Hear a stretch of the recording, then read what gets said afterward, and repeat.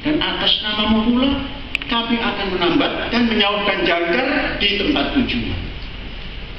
Artinya, andainya akhirnya ke laut pun, laut kita ambil, maka Samudra Biru namanya. Ini gagasan, ketampilkan ke dunia. Tadi Pak Tabanis kan menyatakan banyak benang kusut, benang basah dari awal Pak itu. Maka kami tatkala ditanya bagaimana cara mengurai benang kusut dan menegakkan benang basah. Jangan dipikirkan, namun sudah kusut dua, benang basah masih didirikan, cuma dan buat yang namanya benang baru dapat pintalan kita sendiri sehingga mau diajak nyulam ini, nyulam itu. Saudara, yang begini ini perlu keberanian, saudara. Dan keberanian itu bukan diucapkan, dilangkahkan. Saudara, dulu tahun kurang lebih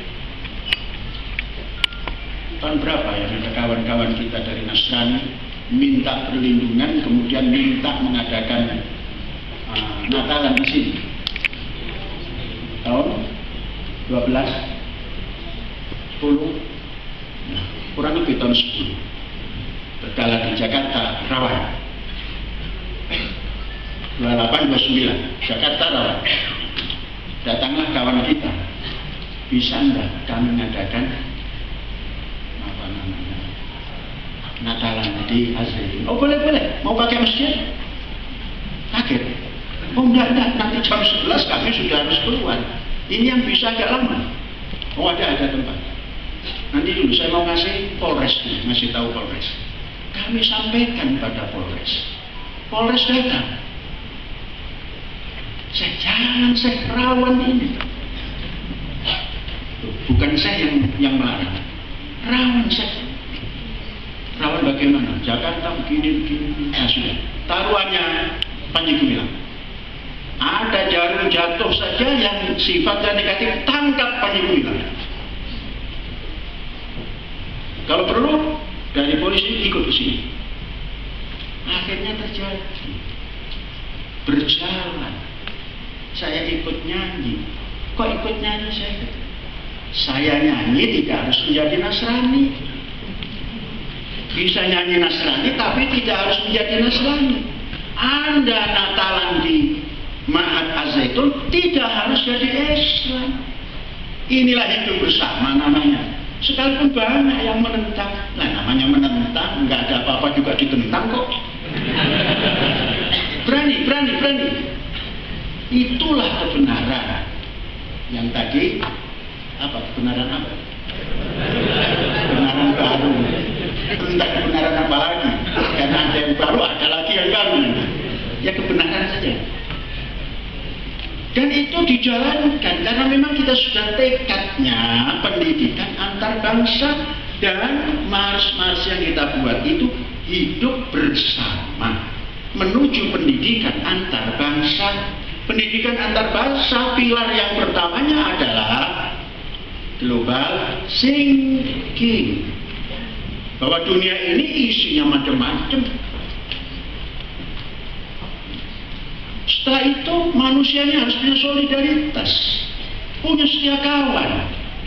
Maka setia kawannya global solidarity. Kalau kita sudah bisa menciptakan global solidarity, di lokal kita ini pun sudah global. Sekecil ini saja sudah global. Karena kita punya pikiran global, apa yang kita lakukan sudah global. Ada yang menerima rahayu ingkang pinanggi, ada yang menerima salam alaikum, ada yang menerima selamat pagi. Kalau assalamualaikum sudah barang pasti. Nah, ini kehidupan yang begini. Makanya Nabi Dawud tadi tepat. Inni matu wuman naim syafatahin gamya.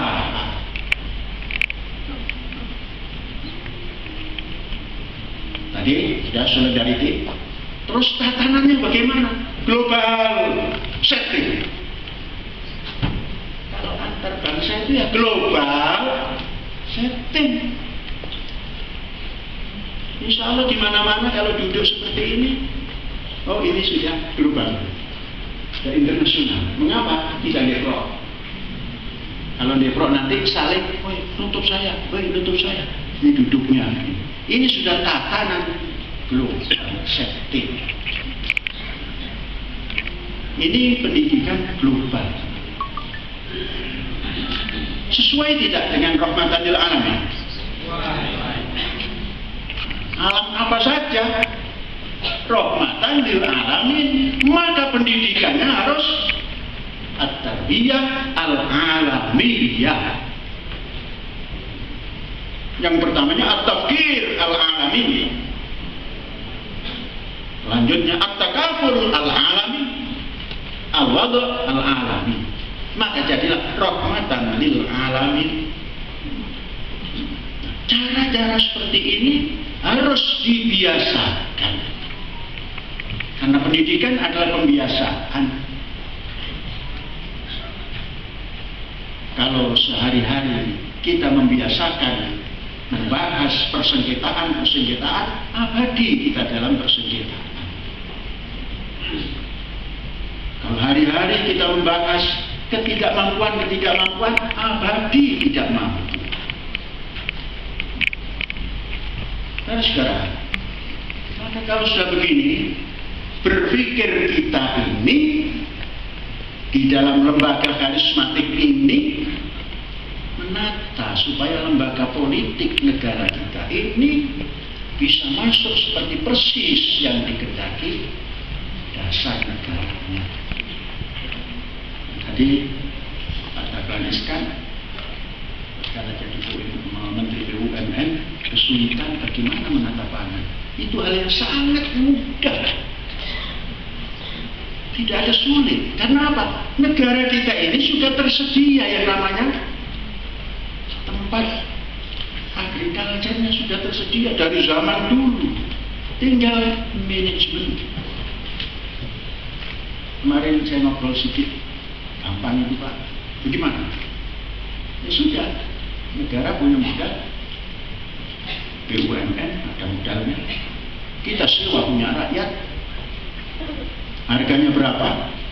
Kalau 1 tahun 1 hektar 20 juta, kita sewa 20 juta. Kemudian digarap oleh profesional pertanian. Kemudian karyawannya boleh pertanian dapat sewa tadi. Dari sistem itu saja sudah bergentayangan uang itu mengalir sampai ke desa, atau mengalir di desa.